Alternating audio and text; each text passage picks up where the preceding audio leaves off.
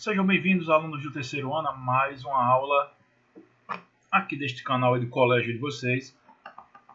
Ainda dando continuidade ao assunto de física moderna.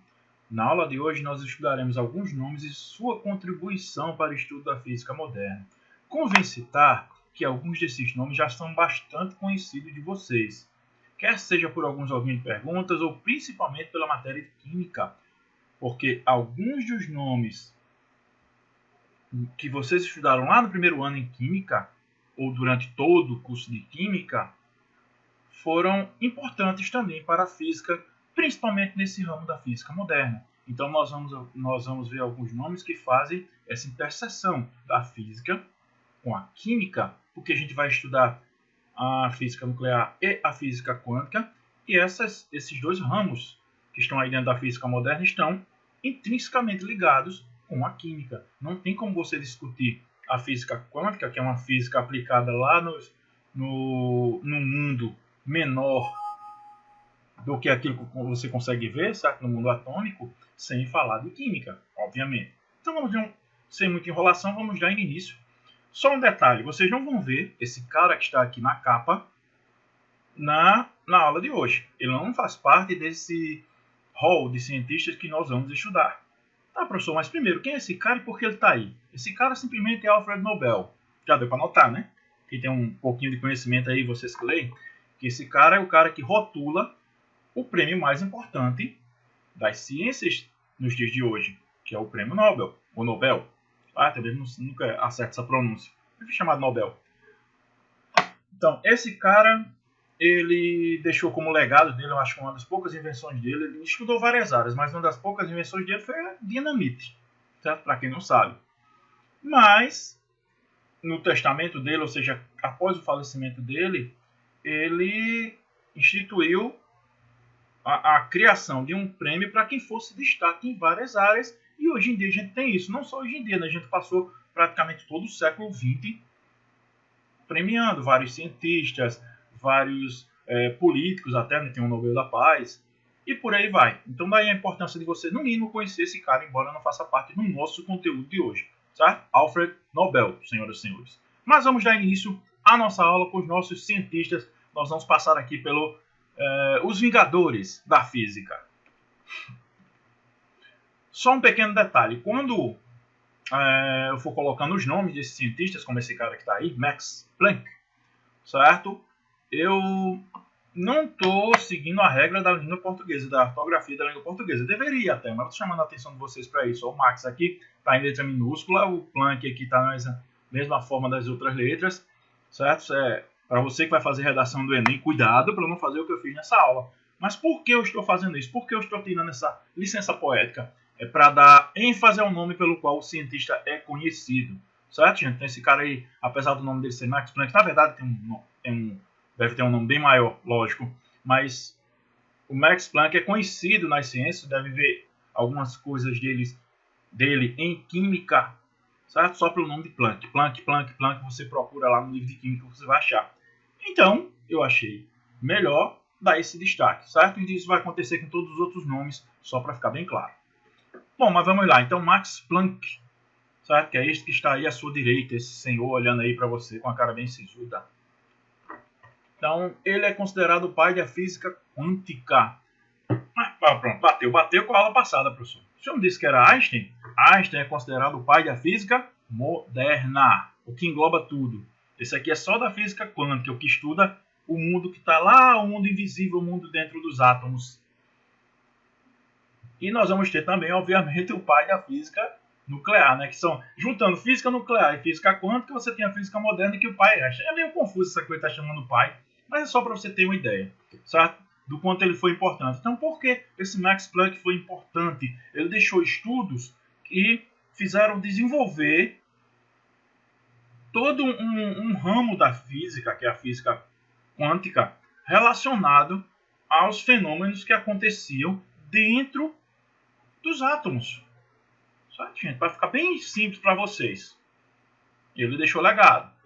E como eu disse a vocês, vocês vão ver que todos eles foram premiados em alguma fase da vida por alguma coisa. Esse aqui, obviamente, pela contribuição com a física quântica, Nobel de Física em 1918. Vocês vão ver que todos eles são premiados com este laurea aí, que leva o nome, certo? É uma medalhinha com a cara de Nobel, né? Que é a capa da foi a capa da nossa aula. Werner Heisenberg. Esse cara foi o autor do princípio da incerteza. Como assim princípio da incerteza? Foi o cara que disse que você pegasse o elétron e olhasse para ele, não era possível determinar ao mesmo tempo, certo? Ou simultaneamente, a velocidade e a posição de um elétron. Nunca você poderia fazer isso. Ou você determina só a velocidade ou só a posição. Você nunca poderia determinar as duas coisas porque o elétron não obedecia às leis. Então foi um dos primeiros casos a ver que o elétron não obedecia às leis da física, como é que eu chamo? A física newtoniana. Não é da gente? A gente determina a posição e a velocidade. Certo? Lembra daquela equação S igual a V vezes T? Lá do primeiro ano também de física? Que a gente determina a posição e a velocidade. Para um elétron isso não valia. Então esse foi o primeiro cara, Heisenberg. Detalhe triste com relação a Heisenberg, pelo próprio nome você já percebe, pelo próprio sobrenome, certo? Ou o nome pelo qual ele é conhecido, é que ele era judeu, certo? Lá daquela época, e Hitler juntava os cientistas, obviamente, ele foi um dos perseguidos, certo? E além disso, Hitler disse que se a ciência não servia à guerra, certo? Não servia à Alemanha, a ciência não servia para nada, certo? Mais ou menos uma frase assim que Hitler falou, se vocês pesquisarem. Então foi triste, ele foi um dos caras que foi perseguido. Ele não foi morto, mas ele foi perseguido por Hitler e seus nazistas safados. Nobel de Física em 1932. Olha aí, mais um cara que foi laureado, premiado com o prêmio Nobel, com a medalhinha do cara que abriu nossa aula. Erwin Schrödinger. Esse é mais um que vocês devem ter visto lá em Química. Não viram? Devem ter visto sim. Certo? Esse é um daqueles nomes que você não daria para o seu filho. Schrödinger. Esse cara, ele criou os orbitais atômicos. Professor, estou quase lembrando o que é isso. Lembra daquelas caixinhas que a gente colocava os elétrons, os spins? Certo? Um para cima, outro para baixo. Um para baixo, outro para cima. Lembra que você preenche primeiro, aí depois se voltar, volta para um lado, pronto. Basicamente foi isso aqui, Schrödinger. Certo? O criador dos orbitais atômicos. Aí o que era um orbital, professor? É a região onde você tem a maior tendência de encontrar um elétron. Certo? Tem a maior probabilidade de encontrar um elétron. Como, por exemplo, eu não sei onde o professor Robinho está nesse momento, mas eu sei que ele está em algum lugar em Cabedelo. Então, Cabedelo seria meu orbital atômico. Certo? Por exemplo, uma região onde temos uma grande probabilidade de encontrar aquele elétron. Uma região em torno do núcleo, né? Na época, o átomo já tinha sido colocado como modelo planetário, que a gente vai falar daqui a pouquinho. Ele foi o criador também de um experimento que, inclusive, sai em muitas tiras cômicas, em séries, certo? Acho que Big Bang Theory falava muito sobre o gato Schrödinger, que é o gato que está vivo e morto ao mesmo tempo. Tem uma lida aí certo? Fica como curiosidade para vocês, quem tiver curiosidade, dá uma lida no Google, dá uma pesquisada no Google, experimento gato Schrödinger, que você vai tentar entender. O gato é o gato que está vivo e morto ao mesmo tempo, até que você tire ele da caixa. Mais um que foi premiado, laureado, olha, todos esses cientistas, certo? A física moderna é uma ciência, além de ser tão complexa, ela premiou vários nomes que a gente vai estudar aqui, e em diante também, premiou Einstein, todos eles são o top. Por isso que eu disse, eram os vingadores aqui da física moderna. Deixa eu só voltar aqui rapidinho para mais um detalhe. Esse é mais um dos caras que era judeu também, certo? Que era judeu alemão, então teve que fugir de Hitler, blá blá blá. E ele foi um dos que disse a Hitler, não sei se disse diretamente ou disse a algum dos capangas lá de Hitler, mas que era impossível a construção da bomba atômica. Não por mentira, certo? Durante a guerra. Não por mentira, mas porque ele achava que era realmente impossível a construção da bomba atômica. Esse foi um dos caras que ficou surpreso, certo? Muito surpreso quando houve a explosão lá em Hiroshima e Nagasaki, no dia 6 de outubro de 45. Ele achava realmente que era impossível. Ele não tinha mentido para Hitler, não. Ele disse que era impossível a construção da bomba e ficou surpreso surpreso, ficou assim: ah, então nós somos surpreendidos novamente. Louis de Broglie, já dá para notar, né? Louis, francês. Louis de Broglie, conhecido como de Broglie. Você deve ter visto várias referências a ele no seu livro de química também, de Broglie. Então foi o primeiro cara a falar na dualidade onda-partícula ou partícula-onda, certo? Tanto faz. Em alguns livros vocês vão encontrar a dualidade onda-partícula, entre os livros partícula-onda dá no mesmo. O que interessa aí é você entender e compreender essa dualidade, que inclusive vai ser objeto de estudo das próximas aulas, com efeito fotoelétrico. Mas voltando aqui, então, o que é a dualidade de onda-partícula? A gente estudou até agora, na física do ensino médio, o que são partículas, o que é matéria, né? Tudo aquilo que ocupa lugar no espaço. Pronto.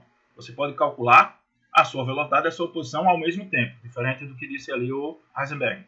É uma matéria. E a gente também estudou o que é uma onda, principalmente as ondas eletromagnéticas, não é isso?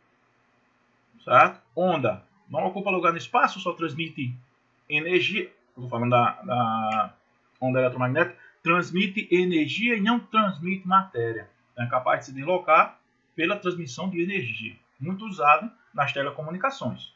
A gente já viu isso tudo na física. Então veio esse cara aí, Louis de Broglie, e ele disse que havia uma relação entre a onda e a matéria. De novo, a gente não está estudando a física newtoniana, gente. Não é você pensar que uma pedra, certo, o ser humano, a não ser que história de super-herói, mas ele possa se tornar uma onda. Ah, esse cara é uma onda. Certo? Isso é gira. Ele gira dos anos 90, por sinal. Já está ultrapassado. Quando eu digo a dualidade onda-partícula, a gente vai olhar... Onde é que a gente está? Na física quântica. A gente vai olhar lá para o átomo. Principalmente para o elétron. Esse cara começou a ver que o elétron se comportava como onda e como partícula. O elétron não era só uma das pecinhas que formavam o átomo. Certo? O átomo tem prótons, nêutrons e elétrons. Os elétrons não era só mais uma das pecinhas, o elétron também se comportava como onda. Então, a partir daí, ele criou essa tese, certo? Essa hipótese de que a matéria que eu falo de novo lá na física quântica, poderia se comportar como onda também. Então, a dualidade de onda-partícula é que a gente vai ver que tem aplicações, inclusive, até hoje em dia isso. Nobel, mais um premiado. E quem não foi premiado nesse rol, né? Em 1929 ganhou o Prêmio Nobel de Física. Próximo.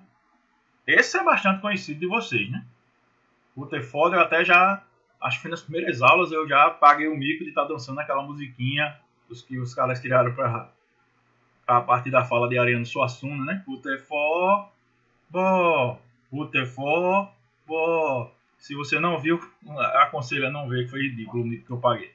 Mas vamos lá. Ernest Rutherford, certo? Um nome forte aí da química, inclusive.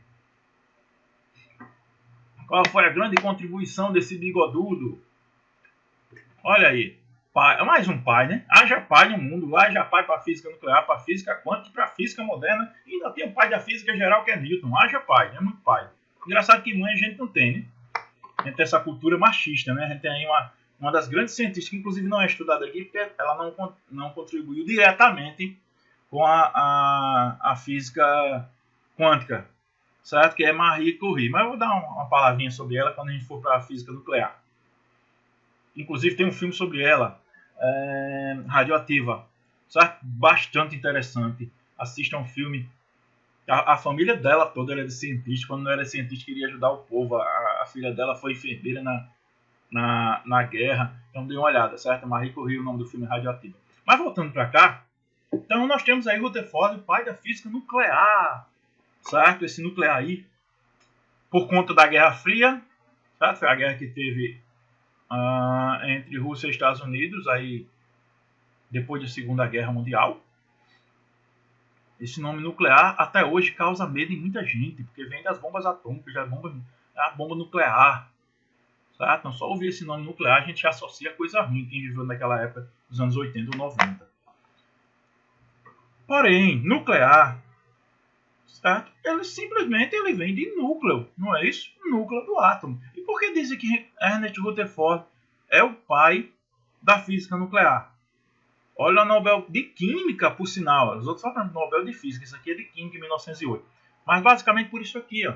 Ele criou um modelo planetário do átomo, que é um modelo planetário. Até então, até Ernest Rutherford, acho que foi no início do século XX, certo? 1900 e pouco, se tinha os cientistas na época, tinha como modelo atômico definitivo, até a época, o modelo atômico de Thomson, certo? Que era um núcleo positivo cheio de elétrons negativos. Certo? Não era a esfera maciça homogênea destrutível de Demócrito, mas era algo bem próximo. Era um pudim com passas. Vocês lembram disso das aulas de química, né? Um positivo e um monte de passinha lá, tudo paradinho. Rutherford não, ele associou o átomo aos planetas. E como é que funciona um planeta? Aqui é o Sol e aqui eu tenho os planetas girando ao redor. Eu vou fazer isso, só que eu vou dizer que não é, certo? O Sol e os planetas. Aqui é meu núcleo positivo e os elétrons orbitando esse núcleo. É o modelo planetário do átomo. E veja só, núcleo, ele criou um núcleo, certo? Não é bem, ele criou, ele criou esse modelo. Mas ele anunciou esse núcleo aqui, diferente do pudim com passas, certo? Que era massa disforme. Não era bem um núcleo. Aqui eu tinha um núcleo, daí o fato dele ser considerado o pai da física nuclear. Foi ele que despertou nos cientistas o estudo desse modelo.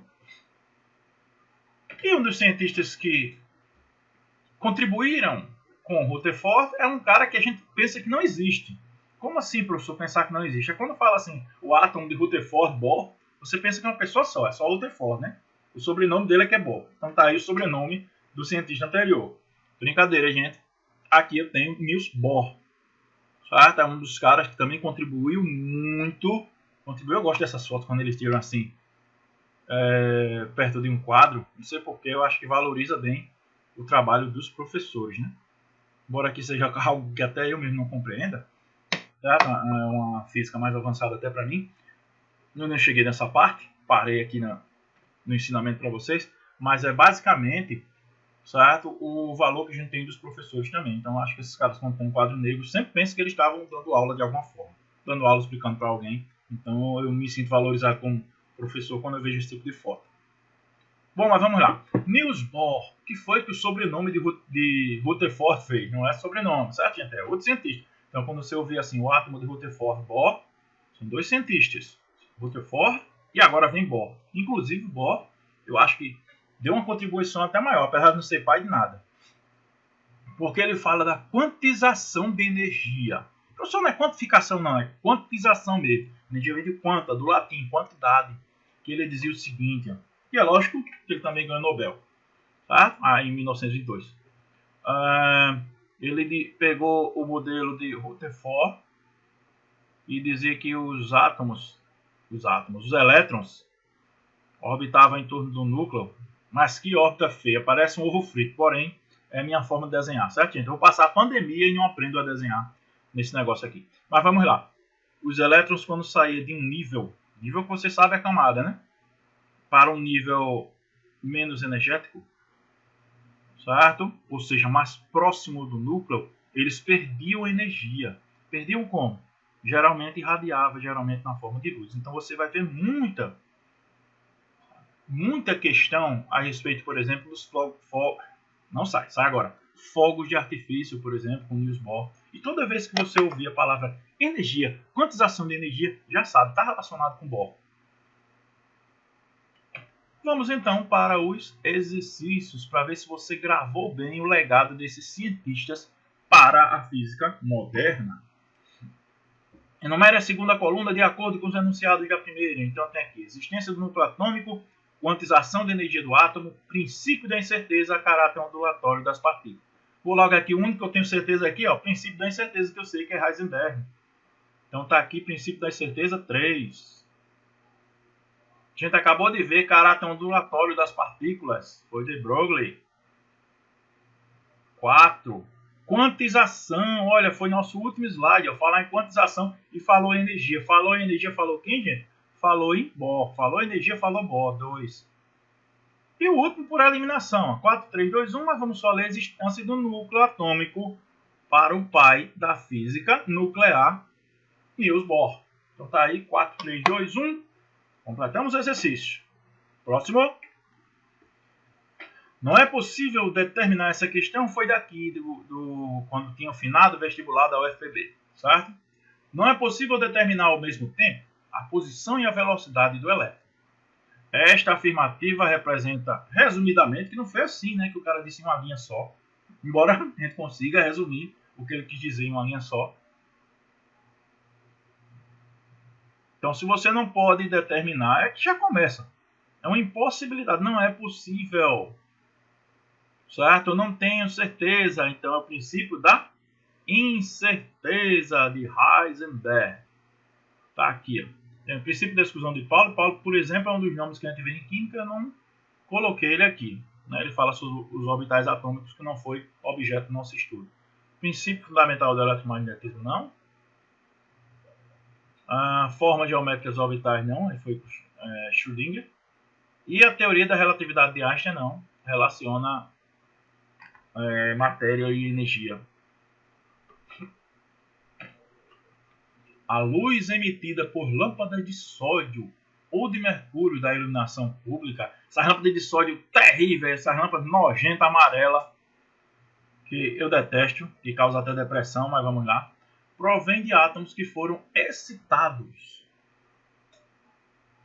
Quando eu ver esse nome aqui, cuidado para não pensar outra coisa, certo? Excitados quer dizer que estava com energia. Esse fato pode ser explicado considerando o modelo atômico D, certo? Excitados, ou seja, eles foram excitados e liberaram essa luz, certo? Liberaram essa luz. Se eles estão liberando luz, liberando energia, falei quem? Bohr. Letra B de Bohr, tá aqui, ó. Demócrito, certo? Só fazer uma breve revisão aqui, ó. Demócrito foi a primeira definição de átomo, mas ele não era cientista, ele era filósofo, né, gente? Na Grécia Antiga. Ele pensou assim, se eu quebrar alguma coisa, sair quebrando a matéria, eu vou chegar na menor parte da matéria que eu não posso mais quebrar. Daí o nome átomo, partícula indivisível. O átomo é uma esfera maciça, indivisível, indestrutível, como a gente viu em Demócrito. Dalton, o mesmo cara que estudou o daltonismo, se você quiser pesquisar, é ele mesmo. Dalton teve um modelo atômico também, certo? Era uma esfera. A Demócrito não disse que era esfera, não. Eu que me enganei aqui. Certo, gente? Esqueci. Mas Dalton disse que era esfera. Thomson foi o primeiro cara a falar em carga positiva e um monte de coisinha negativa aqui, o pudim com passas. E Mendeleev não tem nada a ver com os modelos atômicos, é o cara que criou a tabela periódica, certo? Organizou os elementos. Só para relembrar vocês aí. Em 1913, o físico dinamarquês Niels Bohr propôs um novo modelo atômico, fundamentado na teoria dos quanta. Olha a quanta aqui de novo. De Planck aqui de novo, estabelecendo alguns postulados, entre os quais é correto citar o seguinte. Os elétrons estão distribuídos em orbitais? Não. Tem nada a ver com Bohr.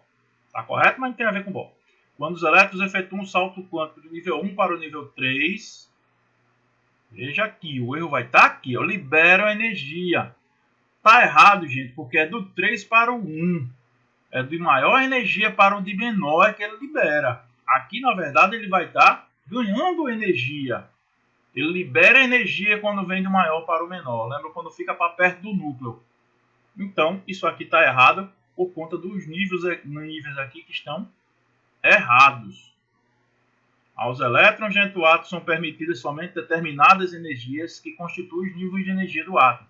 Corretíssimo. É por isso que chama de quantização. Você só tem direito àquela quantidade de energia, o quanta. É como se fosse algo, não é digital, certo? Mas é como se fosse algo digital, só tem aquele valor. É aquele valor ou não?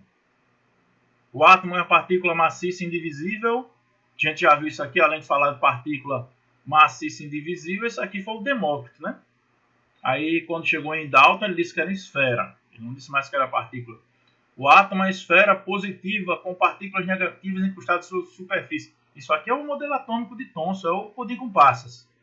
É isso aqui. Então, não é que as frases estejam erradas, mas não estão adequadas à pergunta. Certo? Ele está querendo Niels Bohr. E Niels Bohr falava sobre energia. Os dois únicos que falam sobre energia aqui, letra B e letra C. E a letra B está errada pelo motivo pelo qual eu já expliquei a vocês. Então a resposta correta é a letra C. Louis Victor Pierre Raymond, ou Raymond, já que é francês, conhecido como Louis de Broglie, eu não sei porquê. Tá? Mas vamos lá, Louis de Broglie. Quando vê isso, é o lugar onde ele morava, era o pai dele, né? A gente acha que aqui no Nordeste já tem essa coisa de, é Maria de Vitinho, é filho de seu Zé. Aqui no Nordeste a gente tem essa coisa de identificar o cara, ou então pelo lugar onde ele veio. Certo? Eu detestava quando me chamavam de cabedelo, mas fazer o quê?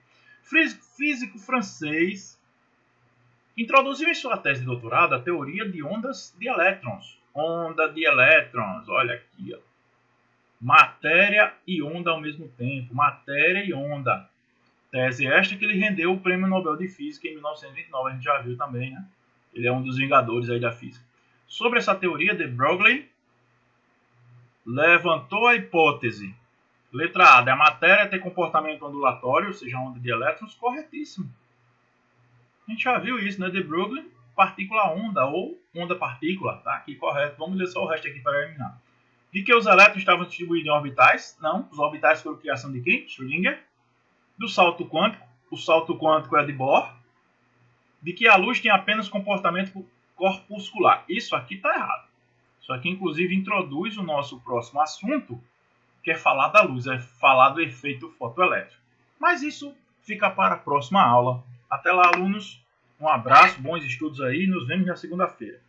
Se Deus quiser.